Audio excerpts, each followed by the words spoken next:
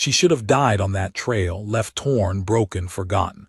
But when he stepped from the trees, bow in hand and fury in his eyes, fate changed. They weren't supposed to meet. They weren't supposed to trust. But survival doesn't ask permission. The rope burned. Every jagged stone, every twisted root, every frozen patch of ground carved something out of her. Blood, skin, memory. But the worst part wasn't the pain, it was the silence. The riders up ahead didn't speak, not even to curse her name. The one who'd tied the rope, Wade Lancer, only glanced back once to make sure she hadn't died yet. Then he looked away again, boots tapping steadily against the saddle as if he were on just another hunt. Lona Gray had stopped screaming sometime before dusk. Her voice had torn itself hoarse, her throat full of blood and grit. Now her lips only moved in silence, mouthing prayers to gods she'd long stopped believing in, not because she thought they'd save her, but because she didn't want to die alone. She didn't know how many miles had passed since they'd taken her. The light was failing now, dripping away between bare pines and blackening clouds. Her arms trailed limp behind her, wrists raw and caked with frost where the bindings bit deep. One eye was swollen shut, the other fogged with blood. Her legs no longer obeyed her, dragged uselessly across the dirt as her body jerked and bounced with every step of Wade's horse. They'd taken her from the station just before dawn. Shot Hank Davies, torched the storeroom, left the rest for crows. They hadn't said why. Not exactly. But Wade had leaned in close after pistol-whipping her to the floor and whispered in a voice meant only for her, "You were in the wrong place, darlin'." And the wrong people noticed. She wasn't even a clerk, just helped tally supplies twice a week to earn her keep. She was supposed to be safe. She was supposed to be nothing. But that didn't matter to men like Wade. Men who used fear the way others used a match, who knew how quickly it lit and how long it burned. When they finally stopped, it wasn't out of mercy, just routine. The men, 3 in total, dismounted wordlessly and set about making camp. One gathered wood, one dug a pit. Wade checked his rifle, lit a cigar, and kicked snow over the rope where it trailed back to her. Lona lay motionless. Her coat had torn somewhere in the dragging and her left boot was gone. Her foot had gone gray where it stuck out from the sock, skin splitting in places. She didn't try to move. Not even when Wade yanked the rope once, hard, and muttered, "Still breathing, huh?" The fire crackled. Meat sizzled in a pan. Lona closed her eyes, not to sleep. She couldn't, but to drift. If she drifted far enough, she could almost pretend her ribs weren't broken, that her scalp wasn't caked with dried blood, that her father's old voice wasn't echoing through her like a curse. "Don't trust any white man wearing a badge, Lona. Don't trust 'em even when they smile." But then came the snap, not firewood, not hoof, something further off. Lona didn't lift her head, she couldn't, but her heart stuttered in her chest and her ears strained through the ringing in her skull. Another snap, a shift, snow dropping from a branch, then silence again. The kind of silence that bends itself around something moving. Wade glanced up. One of the others froze, fingers half curled around a coffee tin. "You hear that?" the man muttered. Wade stood slowly. His hand drifted to the rifle at his side. "Probably a fox," he said, but his voice lacked its usual arrogance. A shadow moved beyond the trees, a soft rustle, then nothing. Then something. He stepped out like he'd always been there. Tall, still, wrapped in layers of fur and cloth that caught no light, made no sound. His bow was already drawn, an arrow notched and leveled at Wade's throat. His face was carved of dusk, stoic, severe, unreadable, but his eyes burned. Not with rage, with judgment, like he'd seen what they'd done long before he arrived. The third man reached for his pistol. The arrow loosed. It sang through the air with a whisper so fast Lona thought she imagined it, until the man dropped, a wet thump echoing through the snow. The fire cracked louder. Wade yelled something, raising his rifle, but the hunter was already moving, silent, precise, faster than snow could fall.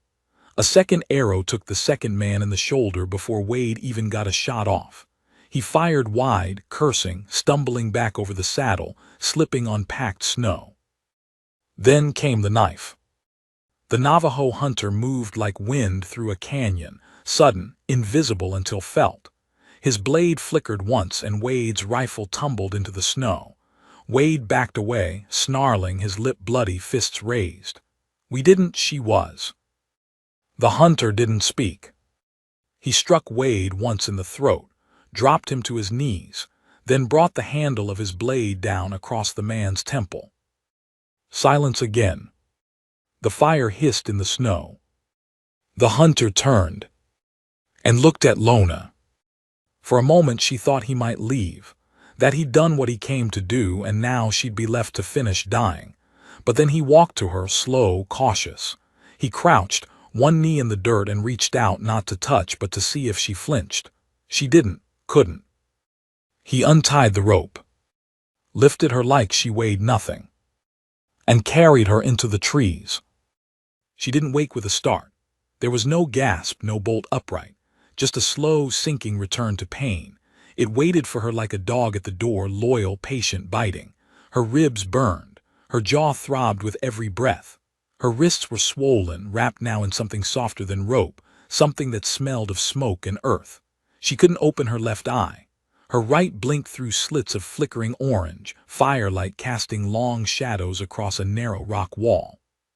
She lay on a mat of woven grass and animal hide, a thick pelt drawn up to her shoulders. She was not cold. That in itself was startling. Voices, soft, not English. She didn't move, didn't speak, just listened.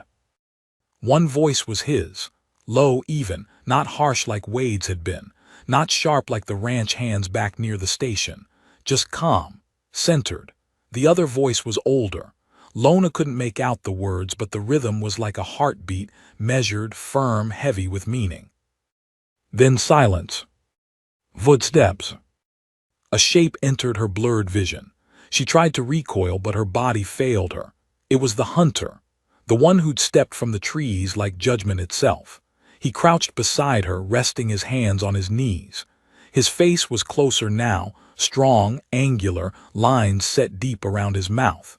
He looked at her for a long time, like he was trying to decide something. "You are safe here," he said finally, the English rough but clear. "For now." She wanted to speak, but her throat closed, not from fear, from the effort. His eyes flicked to her mouth, then he nodded once and stood. Later hours, maybe, he brought her water in a wooden bowl, held it for her, tipped it gently. She coughed and the pain in her ribs lit like fire, but she drank. It was clean, cold, real, not a dream, not the last hallucination before death. He didn't speak again that night. But he sat nearby, tending the fire, adding wood without sound. She watched him through the blur, through the pain. He worked like someone who had done this before, who knew how to move with the world, not against it. The older voice came again from deeper in the stone shelter. Lona couldn't see who it belonged to. She didn't care. She was warm. Her body screamed, but she was warm. She slept. The next time she woke, it was to light. Dull gray seeped in through the cracks in the rock wall. Her blanket had shifted and someone had bandaged her leg, clean strips, tight. Her wrists too, padded and bound with strips of hide that smelled faintly of herbs. The pain was sharper now, realer, but her head was clearer. Her tongue worked in her mouth again. She tried to sit. A hand caught her shoulder. "Not yet," the hunter said. His voice didn't rise, didn't bark commands like Wade had, but it held authority, the kind that came from certainty, not force. She sank back slowly. He handed her a small cup of something warm, smelled bitter, strong. She grimaced. He didn't react, just waited. She drank. It nearly gagged her. But the heat slid down her throat and into her stomach, chasing out the ache in a slow, burning wave.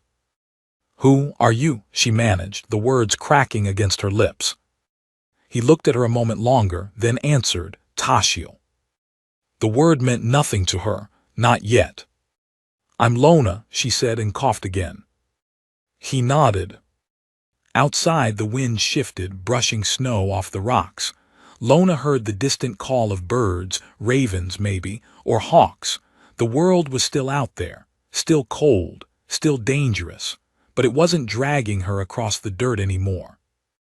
That night she sat up for the first time. Her body trembled with the effort, sweat beading on her forehead, but she made it. Tashiel handed her a bowl of thin stew, meat and root boiled down. He didn't speak much, just motioned for her to eat.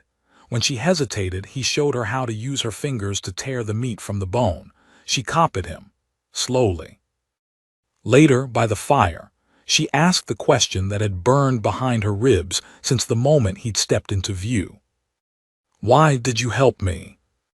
He didn't answer at first, just stared into the flames. Then saw what they did. That was enough. Lona blinked. "You don't know who I am." "No," he agreed. "Don't need to." Silence again, heavy but not cruel. Then a voice from behind them, old, female, firm. "You brought death to our doorstep, child," the voice said. "You owe more than thanks." Lona twisted, slowly, painfully. An old woman stood near the mouth of the shelter, wrapped in black wool and lined with gray braids that hung to her waist. Her eyes were sharper than flint. Lona didn't speak. The old woman stepped forward, crouching painfully by the fire. "Wade Lancer will come looking. Men like him do not let shame go unpaid." Lona's stomach clenched. "They'll think you ran," Tashiel said. "They'll think wrong," Lona replied quietly.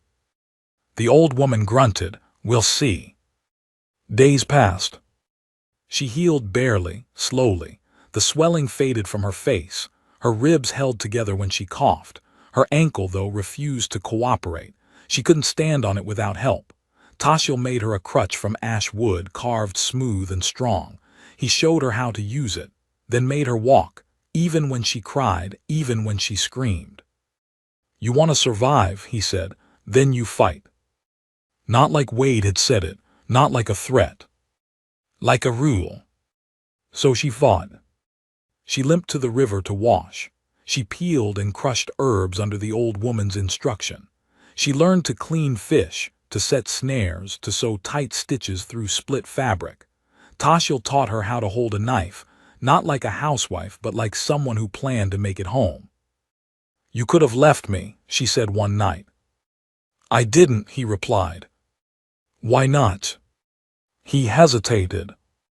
Then softly, "Because once, someone didn't leave me." She didn't press, but the fire cracked between them, and for the first time he smiled. Just barely. They were halfway through another snare lesson when the hawk call came.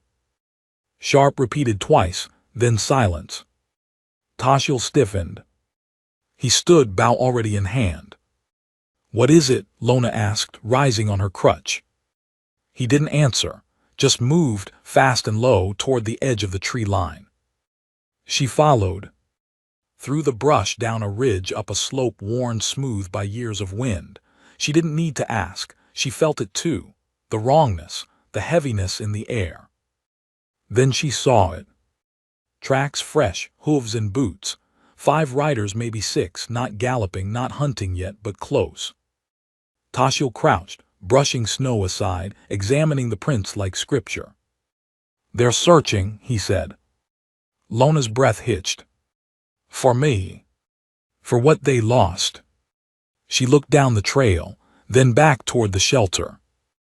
"They can't find this place," she whispered. "They won't," he said.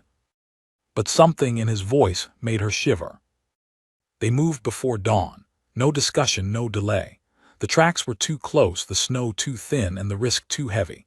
Tashiel spoke only once to the old woman before they left. His voice was low, his words in Navajo, but Lona could feel the weight of them as clearly as if he'd shouted. The old woman didn't cry, didn't plead. She nodded once, tight and final, then handed Lona a wrapped bundle of herbs and 2 smooth stones. "For fire," she said, "and fear." Lona didn't ask what she meant. She only took them, tucked them into her coat, and limped after Tashiel as he vanished into the pale morning light. The snow crunched underfoot like broken glass. The air had turned colder again, the kind of cold that didn't sting but sank into your bones, into your breath, until even blinking felt like work. Tashiel didn't complain. He didn't even seem to notice. He moved like he was part of the land, not just crossing it. He rarely looked back to check on her, but he adjusted his pace just enough that she could keep up, limping behind on her crutch, jaw clenched, breath sharp in her chest. She didn't speak either, not for hours. When they finally stopped, it wasn't out of exhaustion. It was instinct. The trail narrowed near a frozen creek where the trees closed in and the wind funneled low and sharp. Tashiel crouched by the water's edge, scanning the surface, the tree line, the slope beyond. Then he turned to her and said, "We don't go forward." She stared at him. "Then what?" He looked up. The cliff wasn't steep, but it was slick ice over rock dusted with snow. A goat trail barely visible. "You can't be serious." He didn't answer. Instead, he pulled the strap of his pack tighter, looped a length of rawhide rope around his chest, and began to climb. Lona stood frozen for a moment, then swore under her breath and followed. It was slow, agonizing. Her ankle screamed with every angle change, every twist. Her hands went numb twice before she'd even cleared the first ledge. But she didn't stop. She couldn't.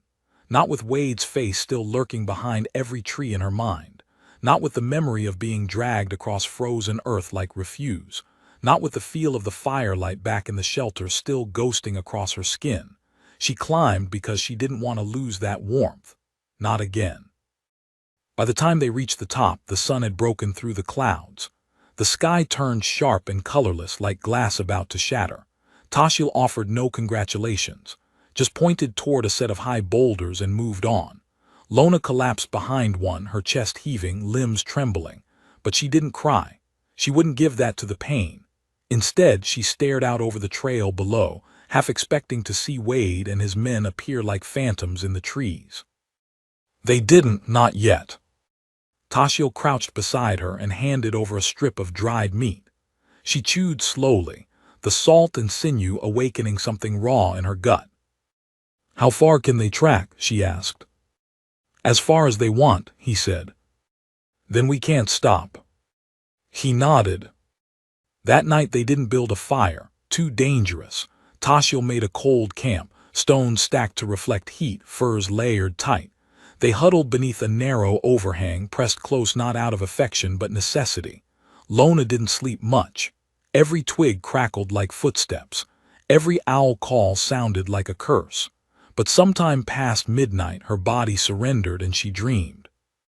Not of the men, not of Wade. She dreamed of the river. She stood waist-deep in water, warm and dark, her dress heavy with silt. Across from her stood a child, barefoot, hair like hers, eyes like her father's. He didn't speak. He just watched her, and when he turned to leave, he bled. She woke with a gasp, hand clutching her chest. Tashiel was already awake, sitting, watching the trail. "You dreamed," he said without looking at her. "Yeah," she whispered. "How did you?" "You cried." She turned away from him. "Sorry." "Don't be. Dreaming means you're not dead." The next day the world changed. It started with smoke. Thin, almost invisible, but it curled against the sky like a whisper. Tashiel saw it first, his shoulders stiffened. "Camp," he said. "Yours." "No." They circled wide, climbing again, pushing west. Lona's ankle buckled twice. Tashiel caught her without comment both times, hoisting her to her feet with a grip like stone. She didn't thank him. She didn't need to. They both understood what hung in the balance. By midday, they found the source. A second camp, small, new, and abandoned. The fire still smoldered. The snow melted in a wide ring around it. Tracks led off in 3 directions, boots, hooves, something heavier. Lona crouched beside a patch of broken brush. Her fingers touched the edge of a torn piece of cloth. Red. The same red Wade had worn at Bitter Station. "They're close," she whispered. Tashiel didn't reply. He pointed to the east trail. "That one." "Why?" He picked up a rock, turned it over in his hand, then dropped it. "Because that one's a lie." They followed the middle trail, weaving through pine and ash, dodging brush so thick Lona's coat snagged on thorns more than once. Still, they moved faster now, silent, alert. The rhythm between them had changed. No longer rescuer and rescued. Now two fugitives bound by something unspoken, the certainty of pursuit. Then came the tree. A single birch, tall, smooth, and nailed to its trunk a strip of leather. Blood-stained. Lona's stomach twisted. Tashiel touched it once, then turned. "They're marking," he said. "Why?" "So we know." "Know what?" He looked at her. "That they're done pretending." Nightfall brought thunder. Not a storm, horses. A distant pounding, muffled but steady, too many to count, moving fast. Tashiel pushed them harder, leading them down into a ravine, across frozen marshland, through a narrow passage between stone ridges. They didn't speak. Lona's breath turned ragged. Her vision tunneled. Her ankle gave again, and she nearly screamed. But she didn't. At the far end of the ravine stood a split in the earth, narrow, dark, jagged. A canyon, barely a body wide. Tashiel entered first, vanishing into shadow. Lona followed, scraping her shoulders on the stone, her fingers groping for anything to hold. Inside it was black. The kind of black that swallowed thought. Tashiel's hand found hers in the dark, guiding her through turns, over stones, under low drops. They moved by memory, by instinct, by the beat of their hearts. When they emerged, the sound of the horses had faded. But only for now. Tashiel didn't stop. He led her up a ridge, through a cleft in the stone, and into a small hollow where the wind couldn't reach. Then he turned and looked at her like he was seeing her for the first time. "They'll kill you," he said. "I know. Even if I die first. I know that too." He stepped closer. "Then you must choose." "Choose what?" "To run." Lona stared at him. Or maybe he meant something else. Because in his eyes she saw something older than warning, something heavier than threat. Resolve. Not for escape, but for war. She didn't ask what he meant. Not yet. Not as the wind curled around the rocks above them and the scent of smoke still clung faintly to her coat. Tashiel didn't repeat himself. He turned from her the moment the words left his mouth and began digging into the rocky hollow, clearing out dried leaves, smoothing snow, checking for signs no animal or man had passed through. He moved like time mattered differently to him. Like moments didn't need explanation, they needed action.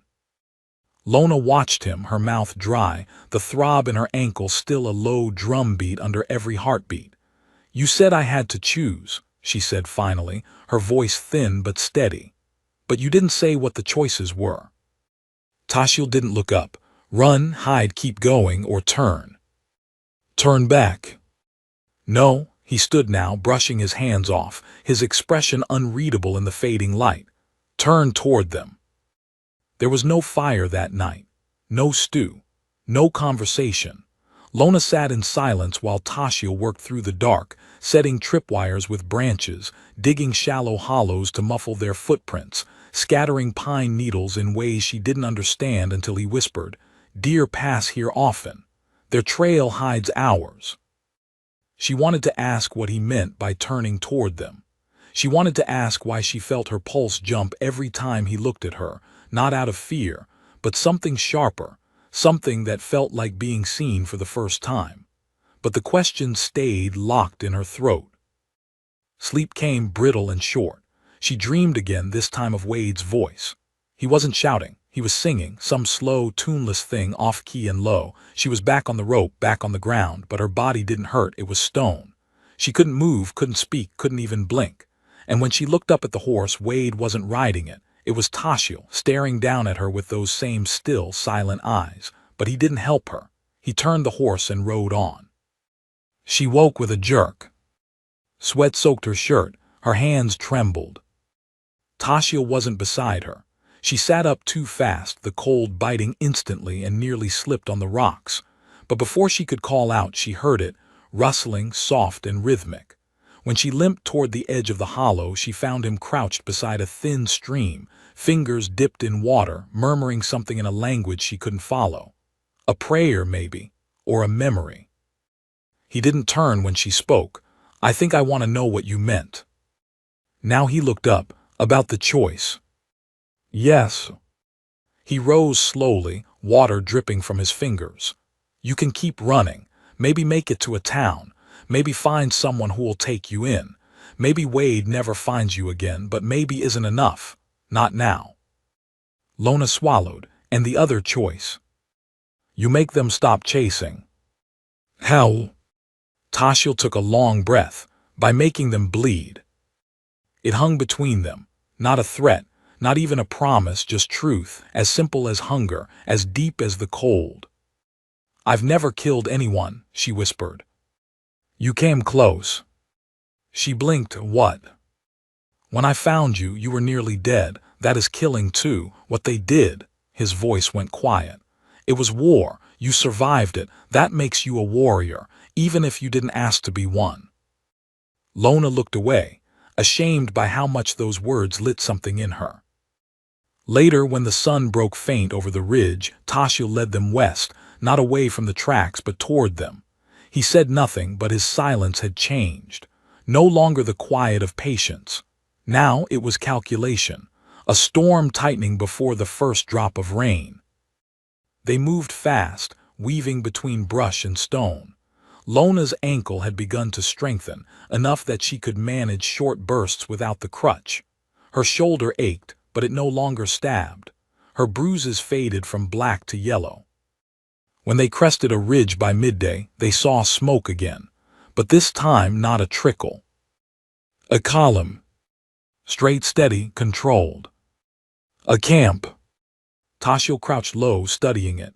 Lona did the same, her breath catching.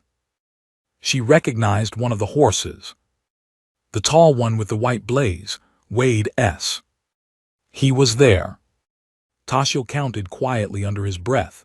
5 horses, 4 men, 2 tents. Lona felt her stomach twist. "So that's not all of them."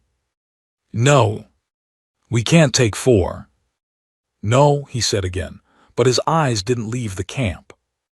She watched him, heart hammering. "So what do we do?" He looked at her. And for the first time he asked, "What do you want to do?"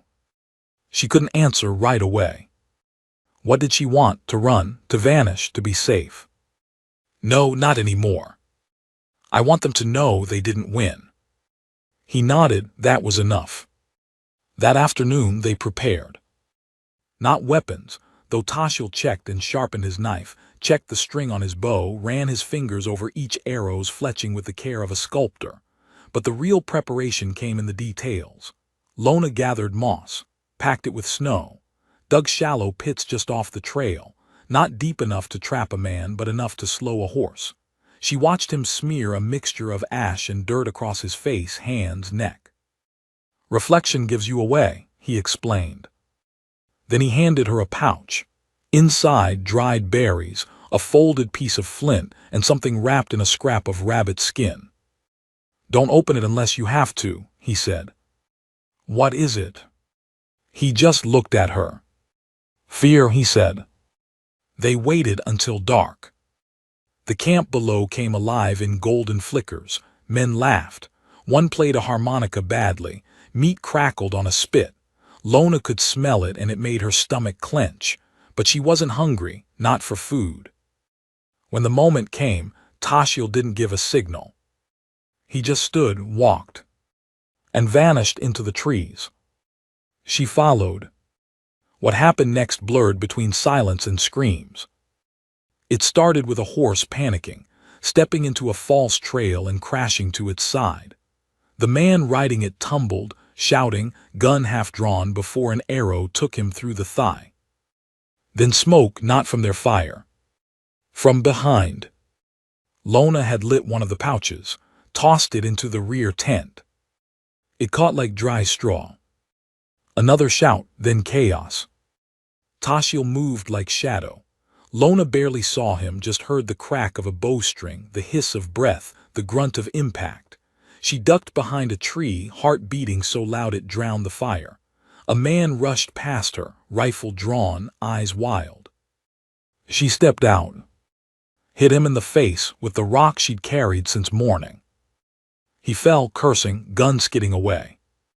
She didn't kill him, but she made sure he wouldn't walk for days. Then came Wade. He emerged from the smoke like the nightmare he was, eyes narrow, mouth twisted in rage, his coat scorched, his voice a roar. "Where are you?" he bellowed. "You think this ends here?" Lona froze, then stepped out of the shadows. "I know it does." He didn't hesitate. Raised his pistol. Fired. Missed. An arrow took him through the forearm. The pistol fell. Then Tasha was there between them, blade drawn. But Lona raised a hand.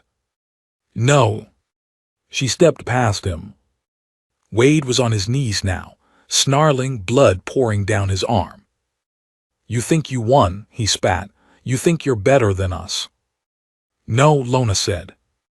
"I think I lived." She turned and walked away. Tasha didn't move until she did.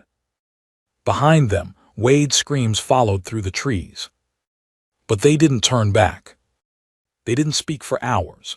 The night air was split open by Wade's screams, but neither of them turned back. The fire burned behind them, wild, hungry, and the wind caught it, sending embers spinning into the trees like angry stars. Lona didn't flinch. Not when the sky glowed, not when branches snapped behind them, not even when the sound of hooves thudded once far off and then went still for good. Her face stayed forward. Her feet kept moving. And beside her, Tashiel didn't so much as blink. They walked until dawn, until the last of the orange sky faded to silver blue and the air lost its bitter bite. They stopped near a stream tucked between stone bluffs, where birds stirred in the brush and small things moved in the undergrowth, unaware, or uninterested, in the blood that stained Lona's sleeves. She didn't notice it at first. Only when she went to wash her hands did she see how red the water turned, how slow it flowed from the fabric of her coat, how much it clung to her wrists. "Not mine," she whispered. Not a question, just a statement of disbelief. Tashiel said nothing. He was gutting a rabbit in quiet, precise motions. The knife moved like part of his hand, smooth, no waste, no hesitation. Lona watched him for a moment longer, then knelt, plunging her hands deeper into the stream. The cold was a shock that helped, not enough to chase the weight in her chest, but enough to remind her that she was still flesh, still breath, still here. When she sat beside the fire, he handed her a piece of meat wrapped in hot stone and bark. She didn't eat right away. Her stomach turned at the smell, not from the meat, but from the memory, smoke, screams, the hollow thunk of bone against rock. "I could have killed him," she said finally, her voice low. "I wanted to." Tashiel didn't look up. "You didn't." "Should I have?" He turned now, met her eyes. "I don't answer those questions." "Why not?" "Because they're yours to live with, not mine." Lona stared at the fire, then nodded. After the meal they moved again, south this time, toward the red canyons where the rocks bled rust and the air turned dry. It was slower going, her ankles still weak, the trail narrow and winding. But it felt different now. Not like running, not like surviving, more like crossing into something new. By the third day, her bruises had faded to dull yellows and browns. The cuts on her wrists had closed. Her strength was coming back, but with it came something else, something heavier. A tightness that coiled behind her ribs and made sleep feel thin and shallow. She didn't dream anymore. She didn't cry either. But she watched the trees like they might open again, like someone else might step out, not with help, but with revenge. Tashiel noticed.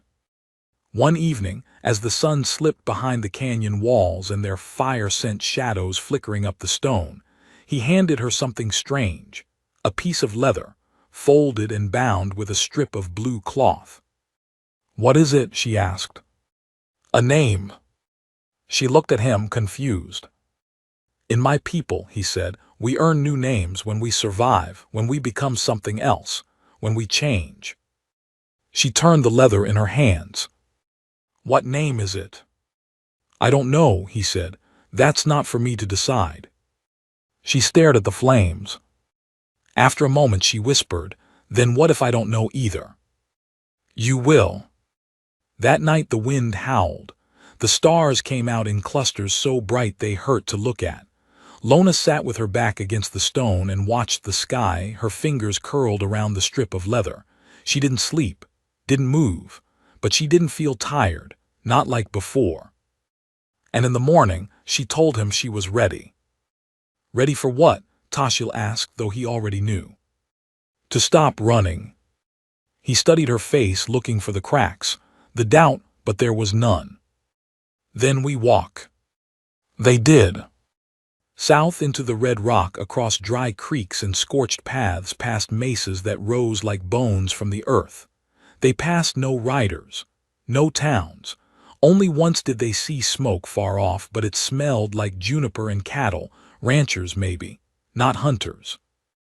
Lona asked no questions. Tashiel offered no answers. They spoke little, but they walked side by side now, not one leading the other, and that small difference changed everything. On the sixth night, they reached a rise overlooking a wide basin. Tashiel stopped. This is it, he said. Lona looked out. Nothing moved. No camps, no wagons, just dry brush, stone, and the glint of a small river winding like thread across the valley floor. What is it? She asked. The place I buried my brother. The words landed heavy without warning. Lona turned slowly, but his face was unreadable. It was a long time ago, he said, before the soldiers came, before the roundups. She waited. He was sick. We didn't have medicine. My father went west to find help. He never came back. My brother died the next day. I carried him down and buried him near the bend in that river. Lona stared at the distant water. I come back once a year, to remember to speak. To him. Tashiel nodded, and to myself. Lona looked down at her hands, at the faint scars on her wrists, the dirt under her nails. I don't have a grave to visit, she said, but I think I still need to speak. He didn't ask to whom. She didn't say. They camped in the open that night, no fire, just stars. Lona sat with her knees pulled to her chest, staring out over the valley. When she finally spoke, her voice was so soft even the night had to lean in to hear it. I lied to you. Tashiel didn't move. I told you I didn't kill anyone, but I did. He said nothing. I had a sister, Mary. She was younger, sweet, too soft. She believed people were good, even Wade. She paused, breath catching. When he came to our ranch the first time, she said he was just lonely, that he didn't mean the way he looked at us, that he'd move on. Tashiel's eyes were closed now, but he listened. He didn't move on, he came back, with men, took the horses, burned the barn. My father was gone off buying cattle. It was just us. She swallowed. I told her to hide. I told her not to move no matter what, but when they started hurting me, she came out. Lona looked up, blinking hard. She hit one of them, just a boy, younger than me. He wasn't cruel like the others. He hesitated. That's when I got the knife. I didn't think, I just swung, caught him in the throat. Silence stretched long. She screamed when he fell, not because she was afraid, because she loved him, even then. Lona's voice broke. She never looked at me the same after that. Tashiel didn't speak, but when she stopped, he reached into the pouch at his side and pulled out a small stone. He held it out. She took it without asking. He didn't live, she whispered. No, he said, but you did. They rose early the next day, crossed the basin.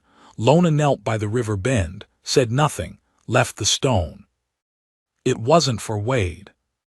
It wasn't for the boy. It wasn't even for her sister. It was for the version of herself that hadn't survived, The girl who died the moment Wade tied the rope around her waist, the one who'd never walk back home again. That girl deserved a grave, even if no one else would dig it. As the sun climbed higher, they moved on. And far behind them someone watched. Not Wade. Not one of the men who'd burned the barn. But someone worse. A man with a scar across his cheek and a letter tucked into his coat. A bounty hunter, silent, professional, and paid handsomely. He'd found the tracks. He'd seen the camp. He knew where they were headed. And this time he wouldn't miss. The wind changed before the warning came. Tashiel stopped first, not with a word but with his body stiffening like a wire pulled taut, eyes on the ridge behind them. The air shifted, cooler, drier, and quiet in the wrong way.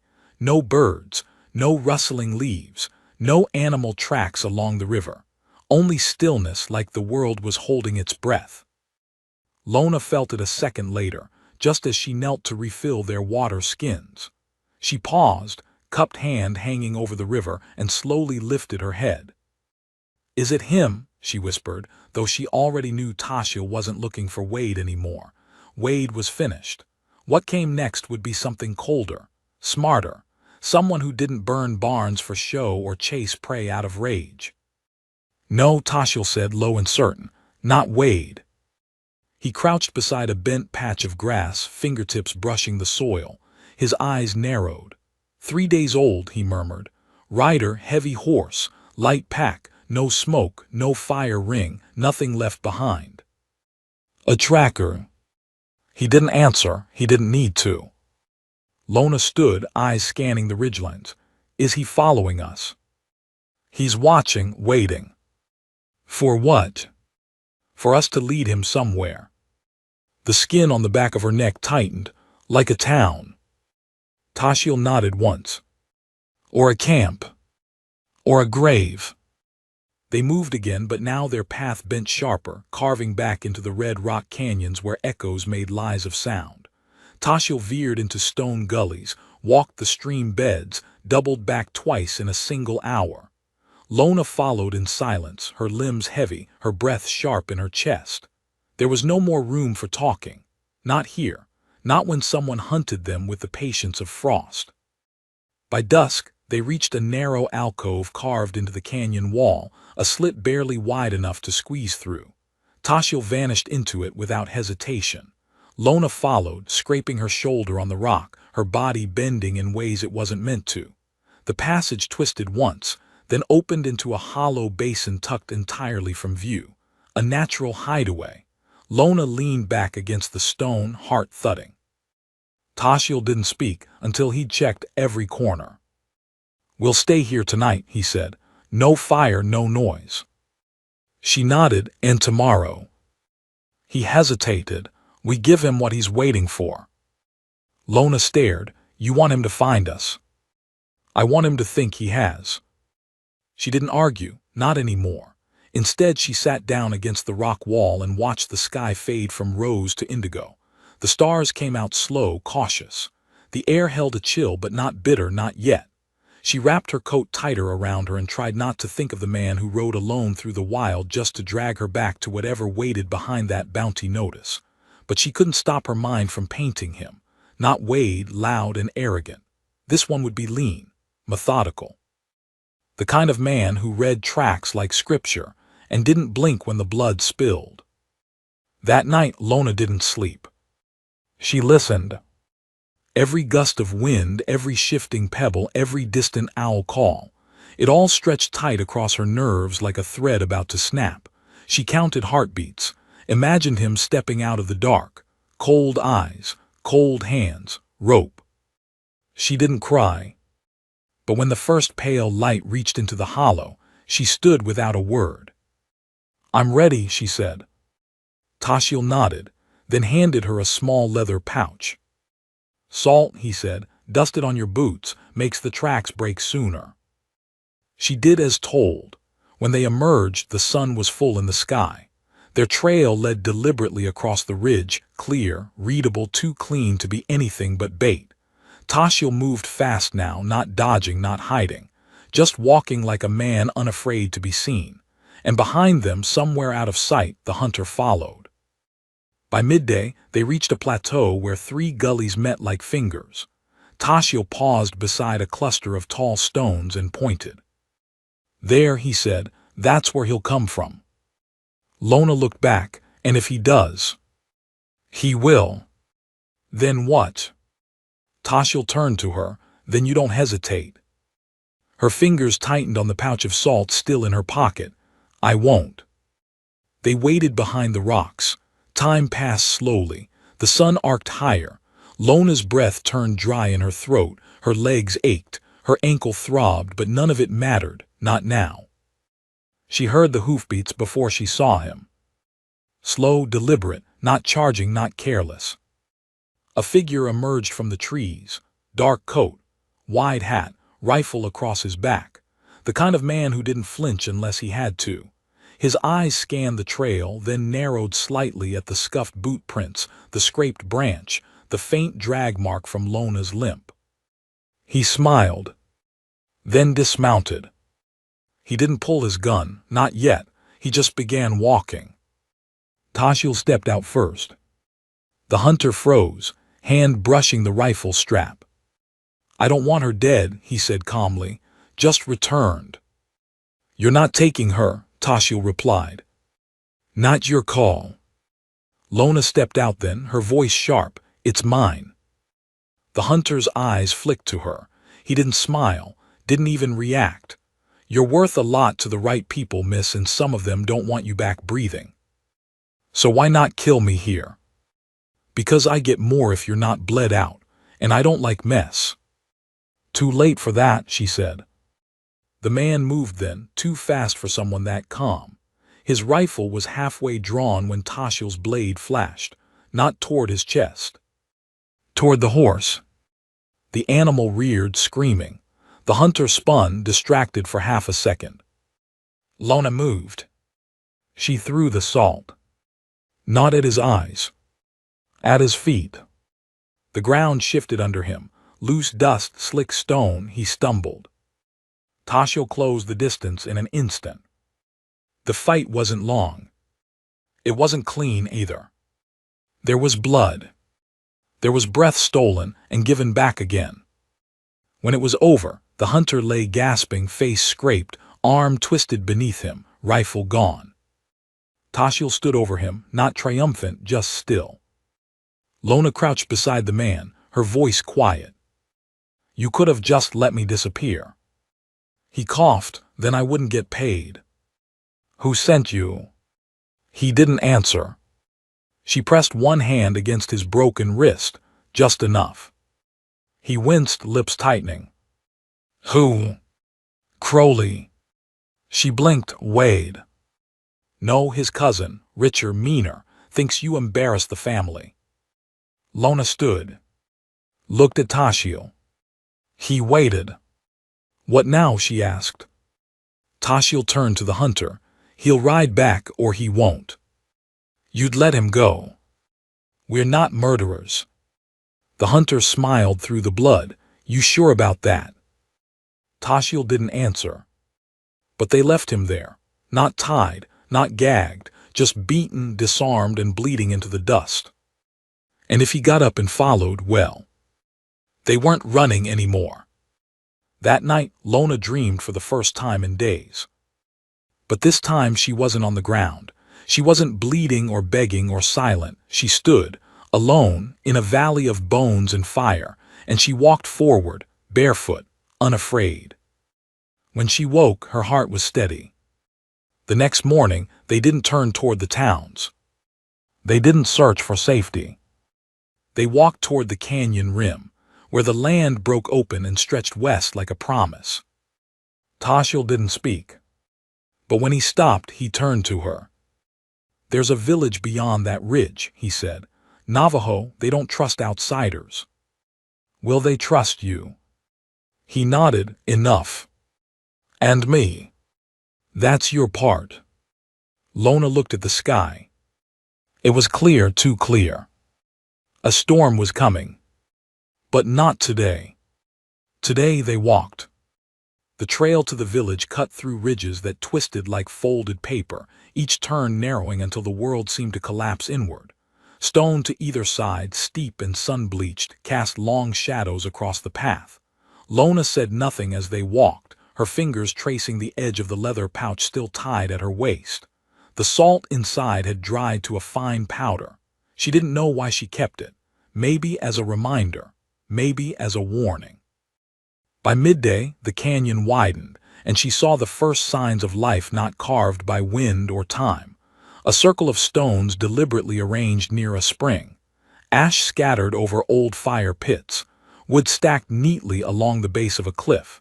No fences, no gates, just quiet signs of people who had learned not to leave anything soft for strangers to steal.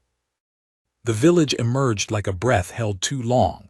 Low clay structures nestled beneath the cliff face. Smoke curled from vents in the roofs.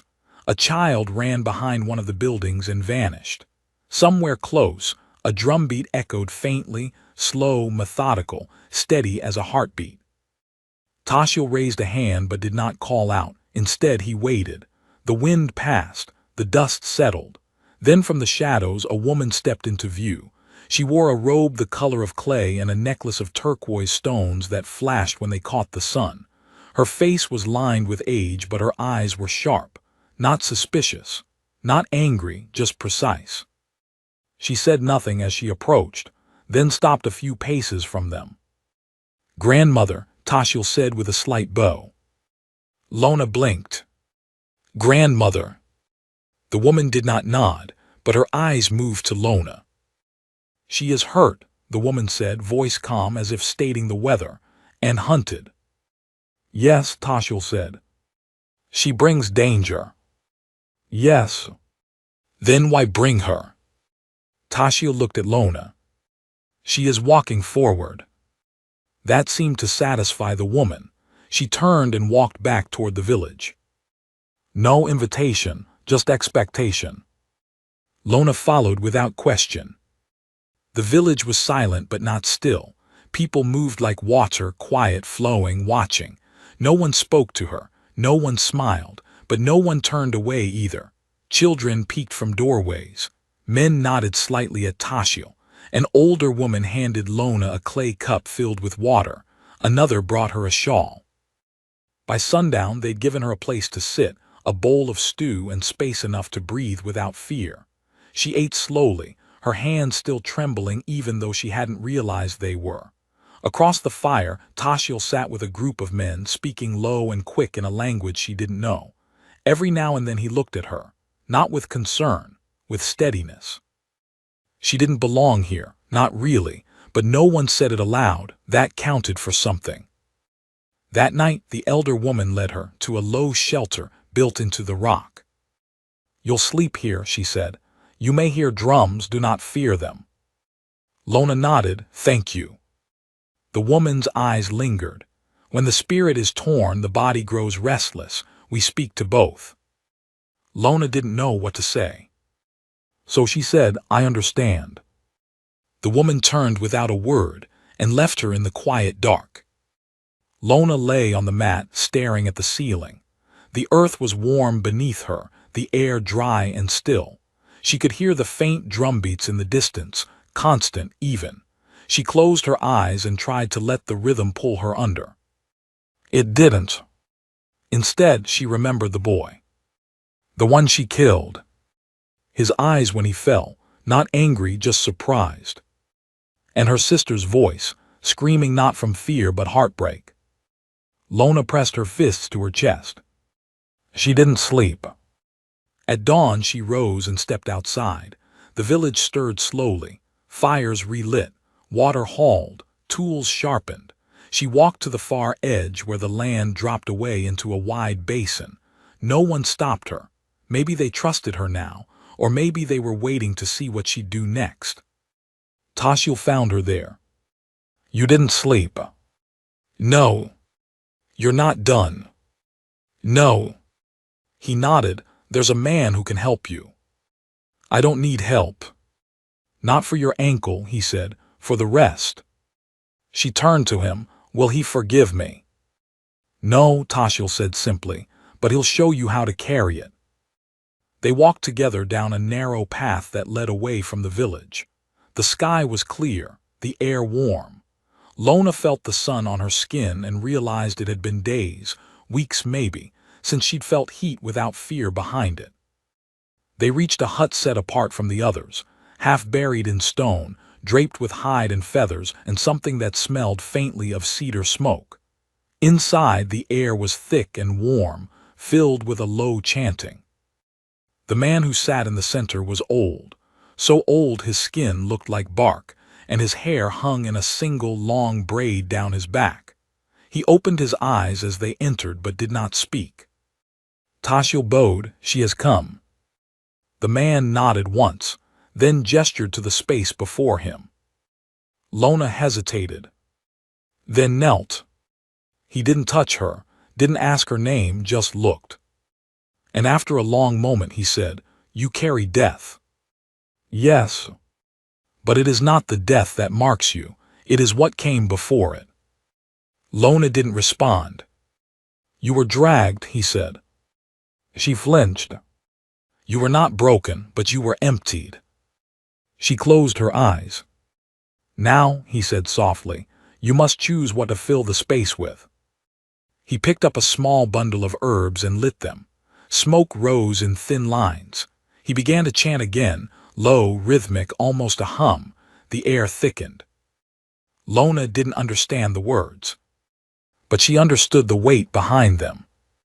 She let herself breathe. Let the pain rise sharp, full, real. And for the first time, she let it stay. She cried. Not like before. Not in fear or desperation. But in mourning. For Mary. For herself. For the part of her that would never come back. When it was over, the man placed a small carved figure in her hands. A bird, wings open. "Not to fly," he said, "to remember how." She left the hut without speaking. Tashiel waited. "She's ready," the old man said behind her, "but the world is not." Back in the village, there was movement. A rider had come. Not the bounty hunter. Someone worse. Elijah Crowley. He sat tall on a blood-red horse, flanked by two others, all dressed in fine coats and polished boots that didn't belong in this land. He didn't raise his voice, didn't demand, just waited. He didn't need to ask who she was. The people stepped back, but they didn't scatter. Tashiel stepped beside her. "This is Crowley?" he asked. Lona nodded slowly. "Wade's cousin." He studied the rider. "He has the same eyes." "But colder," she whispered. Crowley smiled then, and called out across the quiet. "Miss Lona, you've wandered far." She said nothing. "I'm here to take you back, not for justice, mind you. There's none of that left for you, but the family name deserves its theater. And you, well, you'll be the curtain call." Lona stepped forward. "Your cousin murdered my sister. And you murdered my brother." He didn't stop him. "Doesn't matter." Crowley dismounted. Slow, smooth, confident. "I'll give you one chance," he said. "Come with me quietly." She felt the bird in her hand. Felt her fingers tighten. Tashiel moved slightly in front of her. Crowley raised an eyebrow. "This your new keeper?" "He's not keeping me," Lona said. "He's standing with me." Crowley nodded slowly. "That's sweet." Then he drew his gun. The village didn't move, didn't scream, they stood like stone. And from the edge of the cliffs, the drums began again.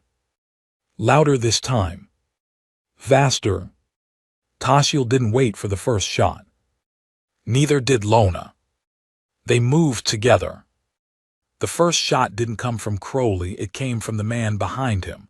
A warning maybe, or a mistake. It hit stone. Lona didn't flinch, she was already moving. Tashiel swept a cloud of dust into the air, and one of Crowley's men went down hard, coughing and blind. The second gunman raised his rifle. Fired. The bullet grazed Lona's shoulder, tearing fabric and skin. She barely registered the pain. She was focused on Crowley, still standing, still calm, knife in hand, watching her like a man who expected to win. "You think this ends with me?" he called. Lona didn't answer. She threw herself forward, grabbed the fallen pistol, and fired before he reached her. The shot landed clean. Crowley staggered, blood blooming across his coat. But he didn't fall. He kept coming. Another step.